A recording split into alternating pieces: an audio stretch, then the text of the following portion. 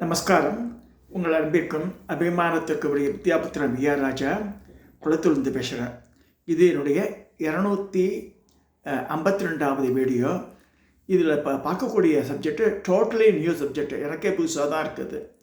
இதில் ஒரு போர்ஷன் தெரியும், ஒரு போர்ஷன் தெரியாது எனக்கு. அதனால் படிக்க வேண்டிய சூழ்நிலை வருது. அதாவது கர்நாடகா மாநிலத்தில் சந்திரலாம்பான்னு ஒரு தேவதை இருக்கா. சந்திரலாம்பா அவள் யாருக்கு பல பல ராஜாக்களுக்கெல்லாம் குலதெய்வமாக, சாளுக்கிய வம்சத்து ராஜாக்களுக்கு குலதெய்வமாக இருந்திருக்கா. ராமச்சந்திர அப்படின்ற ஒரு அரசனுக்கு குலதெய்வமாக இருந்திருக்கா. பாஸ்கராயருக்கே குலதெய்வம். லலிதா சகஸ்ரநாமத்துக்கு பாஷ்யம் எழுதிய பாஸ்கராயருக்கே சந்திரலாம்பா தான் குலதெய்வமாக இருந்திருக்கா. ஸோ அந்த அவருடைய வரலாறு பார்க்க போகிறோம். அந்த சந்திரலாம்பானது யார், அந்த தேவத்தை எப்படி உண்டான, அதை என்னென்னலாம் அதிசயம் புரிஞ்சுக்கா அப்படின்னு பார்க்க போகிறோம். இப்போ இந்த இதில் 252வது வீடியோவில் தயவு சப்ஸ்கிரைப் பண்ணுங்க, ஷேர் பண்ணுங்க. சப்ஸ்கிரைபர்ஸ் வரது கிடையாது, ஷேரும் பண்ண மாட்டேன்றது. அது கொஞ்சம் வருத்தமாக இருக்குது எனக்கு. அது மட்டும் பண்ணுங்க. இந்த சந்திரலாம்பாவோட இந்த ரூப அமைப்பு இதுதான்.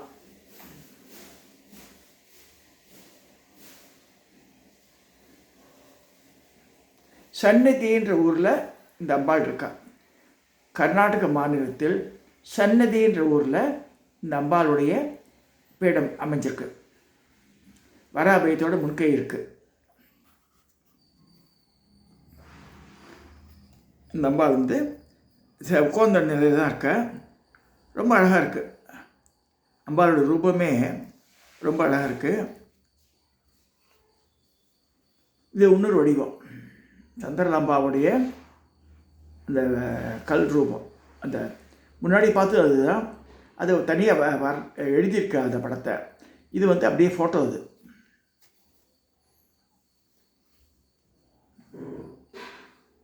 இது அப்படியே கொலாப்பூர் மகாலட்சுமி இடந்தாக்க பார்க்குறதுக்கு.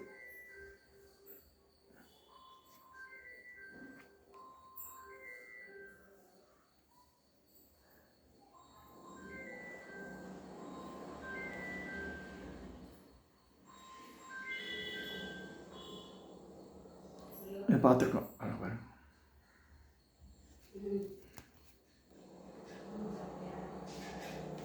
அம்பாளுடைய இன்னொரு அலங்காரம், சந்திரலாம்பாவுடைய அலங்காரங்கள் மிக பிரசித்தி பெற்றது சொல்லப்படுறது. ரொம்ப பவர்ஃபுல் சக்தி இது. கர்நாடகாவில் இந்த கோவில் அமைஞ்சிருக்கு. சன்னதி அந்த சந்திரலாம்பாவுடைய கோவில்.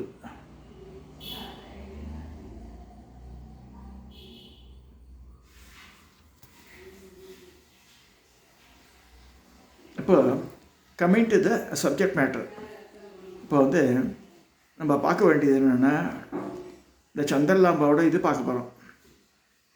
இந்த வரலாறு எப்படி இருக்குன்னா,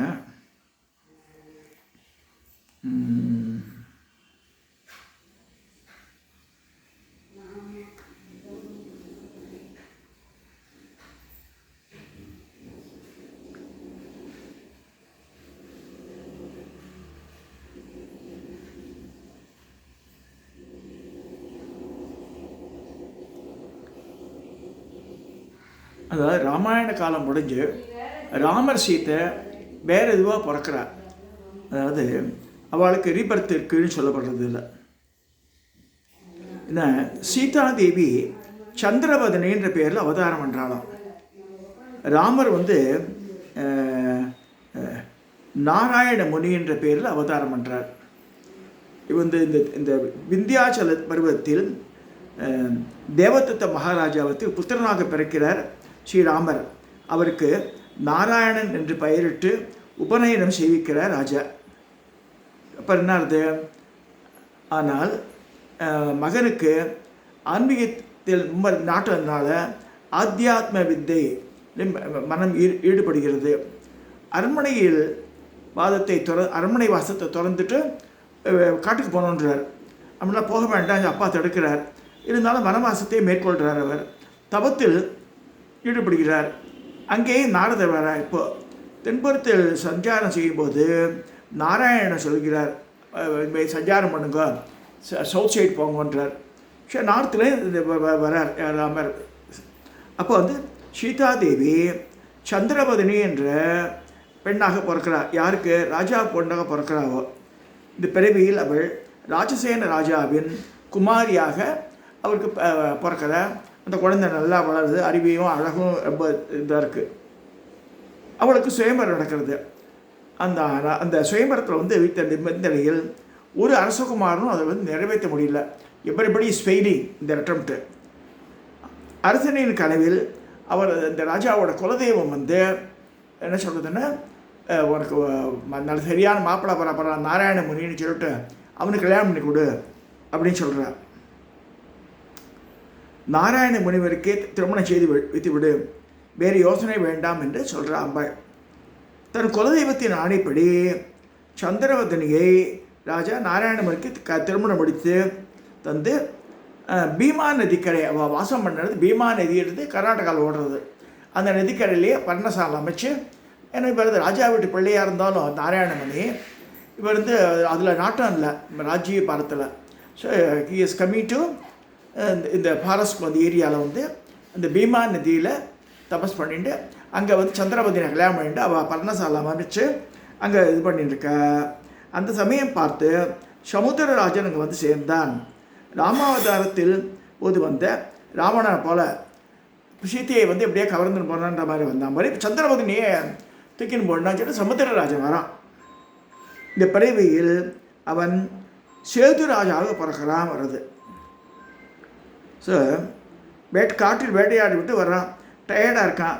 இங்கே வந்து சந்திரவதினை பார்த்து பர்ணசாலையை பார்த்துட்டு அங்கே தண்ணி கேட்குறான். வந்து அவள் தண்ணி கொண்டு கொடுக்குறார். பார்த்தா பீமா நதிக்கு வருகிறார். அங்கே சந்திரவதி சாங்கிறான். அவளது அறைகள் சுற்றி போய் தாகருக்கு தண்ணீர் வேண்டும் கேட்குறான். இது வந்து ஜஸ்ட் வாண்ட்ஸு ஹேவ் இது லிங்க் வச்சுக்கிறோன்னு இருக்கா, தண்ணி கேட்குறான். அப்போ என்ன செய்கிறான்? அப்போ கை பிடிச்சி எடுக்கிறதுக்கு போகிறான். அத்திமீன் எடுக்கும்போது தான் 41 நாள் விரதம் இருக்கேன் நான், அதனால் வந்து என்னை தொந்தரவு பண்ணக்கூடாதுன்னு சொல்கிறான் சந்திரவதினி. சரின்னு சொல்லிட்டு அதுக்கு வெயிட் பண்ணுறேன்னு சொல்லிட்டு போயிடுறான். சில நாட்கள் கழித்து வந்து நாராயணமுனி தனது பர்ணசாலைக்கு திரும்பி வருகிறார். நடந்தையெல்லாம் வந்து பண்டாடி சொல்கிறான், சந்திரவதினி சொல்கிறான் ஆத்துக்கார்ட்ட மாதிரிலாம் நடந்தது அப்படின்னு சொல்லிட்டு. ஸோ கிங்குலா தேவியின், அதாவது பகுலாம்பான்ற கிங்குலா தேவியின் சன்னதியில் தவம் இருக்கும்படி நாராயணமுனி சொல்கிறார் அம்பாள்கிட்ட. சரி, அப்போ வந்து சரி பக்தா, அப்போ வந்து கவலைப்படாதே, நான் உன்னுடன் வருகிறேன், நீ முன்னே செல், நான் பின்னே வரேன்னு சொல்கிறார். சலந்தை சபத்தத்தை கேட்டுட்டே நீ போயிட்டே இரு, நான் வந்து பின்னாடி உன் கூடையே வரேன் அப்படின்னு சொல்லி அம்பா சொல்கிறார். திரும்பி பார்க்காமலேயே போயிட்டே இருக்கணும் அப்படின்னு சொல்லும்போது அதன்படி நாராயணமுனி முன்னே செல்ல அம்பிகை பின்னே வர. ஸோ ஒரு இடத்தில் சலங்கை சத்தம் நின்று விட்டதும் பின்னாடி திரும்பி பார்க்குறார். பார்த்தா அங்கேயே நின்றுடுறார்.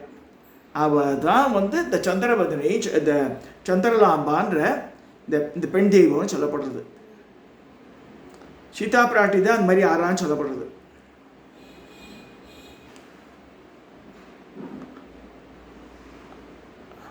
ஹன்ன கும்படி என்ற பிரசித்தி பெற்ற பீமா நதி, அதுக்கு வந்து ஹன்ன கும்படியும் பேராகுது. அந்த நதியில் சங்கமத்தில் இது அமைந்துள்ளது. இனி என்ன செய்ய வேண்டும்? நாராயணமுனி தேவியிடம் கேட்க அப்போ வந்து தேவி ஒரு தேங்காயை கொடுக்குறார். இதை போய் சேதுராஜாட்ட பிரசாதமாக கொடுத்துருங்க, அவர் எதிரிலேயே உடைக்க சொல்லுன்றார். சத்தியமாக சேதுராஜாக்கிட்ட நாராயணமுனி கொண்டு இந்த தேங்காயை கொடுக்குறார். அப்போ அன்று தான் சந்திரவதியோட 41 நாள் விரதம் முடிகிறது. சேதுராஜாக்கான எப்படியா திருப்பி அவள் அடைஞ்சிடணும்னு சொல்லிட்டு அவன் பிளானோடு இருக்கான். ஸோ நாராயணமுனி அந்த தேங்காயை சேதுராஜாவுக்கு முன் உடைக்க அதிலிருந்து 3 பெரிய வண்டுகள் புறப்படுகின்றன. அவை 100கணக்கில் பெருகி சேதுராஜாவை கொட்டத் தொடங்கிவிடுது. தாக்குதலுக்கு ஈடு கொடுக்க முடியாமல் அவன் வந்து சேதுராஜா பயந்து ஓடி நதியின் விழுந்து இறந்து விடுகிறான். இதாகிறது. சோமேஸ்வரின் கருணையால் விரதம் முடித்த சந்திரவதினை மறைந்து விடுகிறாள். அப்போது நாராயணமுனி பூர்வ ஜென்ம நினைவுகள் தோன்றின. நம் மனைவி சீத்தையாக இருந்தவள் என்பதை உணர்கிறார். சீத்தையாக இருந்ததை இந்த மாதிரி உணர்ந்த பிறகு தன் மனைவி அமர்ந்திருந்த இடத்தில் 2 பாதங்கள் இருக்க காண்கிறார். ஸோ நாராயணமுனியின் விருப்பப்படி ஊர் மக்கள் இந்த பீமா நதிக்கரையில் சம்நிதி தளத்தில் அந்த பாதங்களை பிரதிஷ்டை செய்கிறார். ஸோ இந்த கதைக்கு எந்த புராணமும் பேசிஸ் இல்லை. ஆனால் யார் சொல்லியிருக்காருன்னா, பூனாவை சேர்ந்த கேவி பார்த்தசாரி என்பவரும் பாடியை சேர்ந்த சுந்தரவல்லி சேஷாத்ரி என்பவரும் இவா தான் அந்த டீட்டெயில்ஸ் கொடுத்து இந்த கதையை எழுதுகிறார். மராத்திய மொழியில் உள்ள சக்தி அங்கம் என்ற நூலில் இந்த தளத்தில் உள்ள முகைமையை மொத்தமாக எழுதி இந்த கதையை சொல்லியிருக்கு. ஸோ ஸ்ரீராமர் வனவாசம் சென்றபோது இங்கே தங்கியிருக்கிறாராம். இங்கே தத்தாத்திரேய அனுஷ்டானம் ஃபாலோ பண்ணுறாங்க இந்த இடத்துல. இதெல்லாம் சொல்லி இந்த பீமா நதிக்கரையில் சந்திரலாம்பா கோவிலை தவிர வேறு வீடுகளே கிடையாது. சம்நதி கிராமம் அங்கிருந்து 1 மைல் தொலைவில் இருக்கிறது அப்படின்னு சொல்லப்படுறது. சந்திரலாம்பா கோவிலுக்கு எதிரில் மார்க்கண்டேய ரிஷி தவம் செய்வதற்கு அடையாளமாக அவரது திருவுருவம் பொதிக்கப்பட்டுள்ளது கருங்கல்ல. ஸோ ஆலயத்தில் 12 ஜோதிர்லிங்கங்களும் மற்றும் பரிவார தேவதைகள் துர்க்கை, சரஸ்வதி முதலிய தெய்வங்களும் கர்நாடகா பொறுத்த வரைக்கும் நல்ல சுவாமியெல்லாம் நல்ல பிரதிஷ்டை தெரிச்சு அதுக்குந்தே ரொம்ப அழகாக இருக்கும். அவ்வாறு மூல சந்நிதியில் பின்புறம் ஒரு ஸ்ரீசக்கரம் காணப்படுகிறது. முன்புறம் ஒரு அடி இடத்தில் சந்திரலாம்பாவின் 2 பாதங்களும்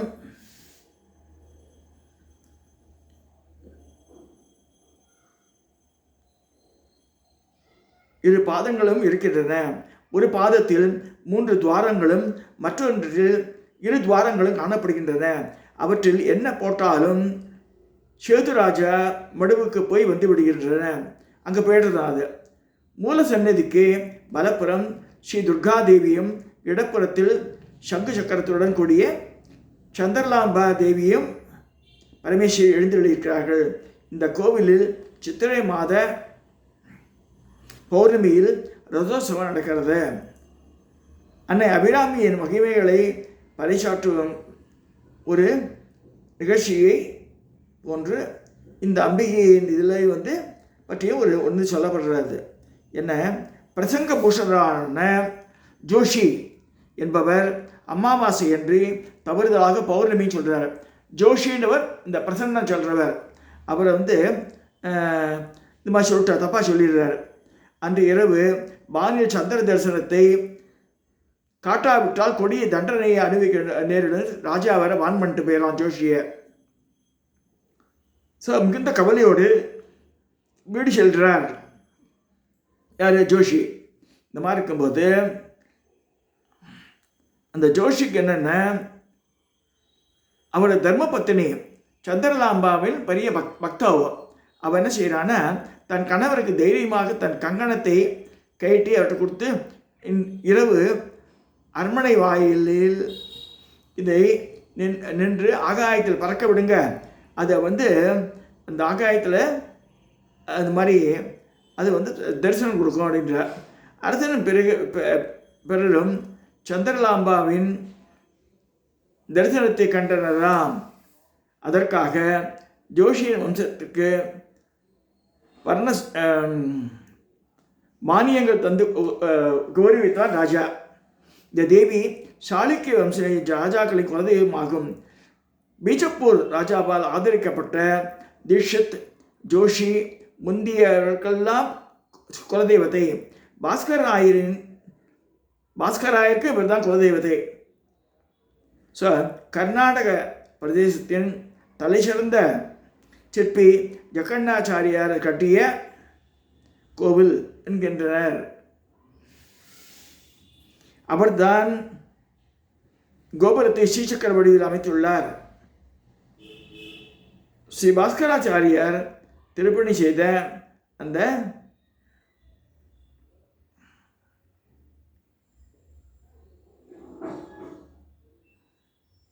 கோளேஸ்வர ஆலயத்தை தரிசித்து பாஸ்கராயர் நிறைய கோவில் விட்டுருக்காரு. சந்திரலாம்பா பரமேஸ்வரி கோவிலுக்கும் இப்போ புனருத்தாரணம் பண்ணி கும்பாபிஷேகம் பண்ணியிருக்கார் பாஸ்கராயர்.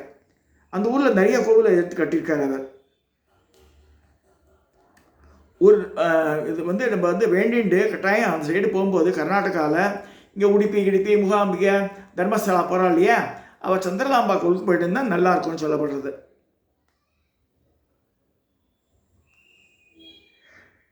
பாஸ்கராச்சாரியார் மகாராஷ்டிரத்தில் பாகா என்ற இடத்தில் பிறந்ததாக அவரது வாழ்க்கை சரித்திரத்தில் கூறப்பட்டுள்ளது. இந்த பாகான்றது ஊருன்னு கேட்டால் மகாராஷ்டிரா போடுறோம். அதில் பாகாண்டே இதில் என்ன போட்டிருக்குன்னா அப்புறம் ஹைதராபாடில் இருந்திருக்காது தான் சொல்லப்படுறது அவரோட வரலாறுல. ஸோ அந்த புண்ணிய பூமியை இந்த ஆத்தர் சொல்கிறார் அந்த பாகான்ற இடத்த போய் பார்க்கணுண்டு. பட் நான் படித்த புக்கில் ஹைதராபாடில் தான் இருந்தார்ன்ற மாதிரி சொல்லப்படுறது. இப்போ இந்த சந்திரலாம்பா பற்றி ஏன் பேசுகிறோன்னா, ஆனானப்பட்டது பாஸ்கராச்சாரியாருக்கே குலதெய்வமாக இருந்தோ சந்திரலாம்பா, அதுதான் மெயினாக சொல்ல வரோம். அவர் அந்த சந்திரலாம்பா எப்படி உண்டான சீதா தேவி தான் சந்திரலாம்பாவை சந்திரவதினியாக இது பண்ணி அவள் மாறினான். சந்திரலாம்பா சன்னிதின்ற ஊர், அந்த அம்பாள் இருக்கிற ஊர் சன்னி. இது மகாராஷ்டிரா இதில் அது பேர் என்ன, கர்நாடகாவில் இருக்குது இந்த கோவில். இப்போ நம்ம பார்த்துருக்கோம், இவ்வளோ இது பார்த்துருக்கோம். அதில் குலதெய்வத்தாவில் அந்த காலத்தையே பாருங்கள், ஐயா பாஸ்கராயிட்டு அம்பாளே பேசியிருக்கார். லலிதா மாதசுந்தரி அவருடைய அவருடைய வலது தோளில் கிளியாக உட்காந்துட்டு அந்த 64 கோடி யோகிர கணக்கில் பேரை சொல்லியிருக்கார். இவ்வளோ அற்புதங்கள் பண்ணியிருக்கா அந்த அம்பாள். ஸோ இந்த குலதெய்வத்தை எப்படிலாம் ஆக்ட் பண்ணுறது பாருங்க சொல்ல வரேன். ஸோ அம்பாளுடைய பூஜையில் இந்த குலதெய்வத்தையினுடைய அனுக்கிரகம் இல்லாமல் இதுமாதிரி நடக்காது. இதை ரொம்ப கஷ்டப்பட்டு தான் கண்டுபிடிக்கிறதுக்கு எவ்வளோ மெத்தட்ஸ் இருக்குது. அதாவது சாமபேத மானதண்டம் சொல்ல முடிச்சுக்கலாம். இது மாதிரி நம்மளுடைய ஹிஸ்ட்ரி, அதாவது நேட்டிவிட்டி பற்றி தெரியணும்னா மைக்ரேட் பண்ணி ஜனங்க போயிடுறா. பட் பழசெல்லாம் ஞாபகம் வச்சுக்கலன்னா கஷ்டம். ஆகையினால இப்போ கூட நான் சொல்கிறேன், பெரியவாட்டெல்லாம் கேளுங்க. ஏதாவது சாமியை விட்டு தெரியலன்னா கூட இந்த ஓல்டர் ஜெனரேஷன் பீப்புள் அடிக்கடி இதுக்கு போயிட்டு வர்றேன், நேட்டிவிட்டி போயிட்டு வந்தால் தான் இந்த கனெக்ஷன் லிங்க் இருக்கும். யாருமே போகிறது கிடையாதுன்னா பணம் சம்பாதிக்கிறது ஓரளவுக்கு தான். இதுக்கெல்லாம் போயிட்டு வந்தால் தான் நிலைமை நல்லாயிருக்கும் வீட்டில். சரி சொல்லி இந்த சந்திரலாம்பா பற்றி பார்த்துருக்கோம். நம்ம இது பாஸ்கராயருடைய குலதெய்வம்னு சொல்லி நான் இந்த வீடியோவை நிறைவு செய்கிறேன்.